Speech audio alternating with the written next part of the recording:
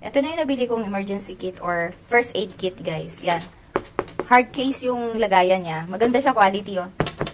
Yan. Tapos, ito yung mga laman. Actually, ang dami niyang laman. Yan.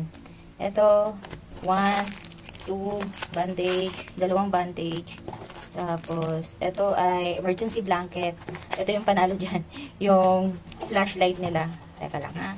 Ito yung flashlight. Yan, oh. Yan, meron na. Yan. Hindi mo kailangan battery. I-press mo lang ito ng i-press. Yan. Tapos, ito naman, ice pack. Meron siyang ice pack dito. Instant ice pack. Tapos, itong band-aid. Nagamit ko na nga itong ibang band-aid. Maganda yung band-aid niya. Tapos, meron din silang alcohol pad. And, ito. Meron din sila na to. Tapos, ang dami nila alcohol pad dito. Yan. Pinaka-importante to. Whistle. Yan. O, see? Tapos, ito yung gunting. Tapos, ito, ano ba ito? Yung pang tanggal-tanggal. At saka rubber. Tapos, perdible. And, para siyang, medical na scotch tape. So, ganun. Hindi ko alam nung tawag. So, ito lahat yun, guys. Magkano lang to. Tapos, maganda yung case niya. Actually, pag ganito lang bibili mo, nasa 100 plus na to eh.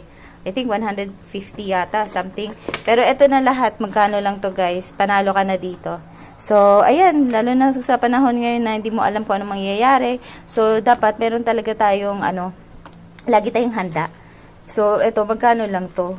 So, yun na, guys. Nasa yellow basket to kung gusto nyo rin to. So, yan. Thank you.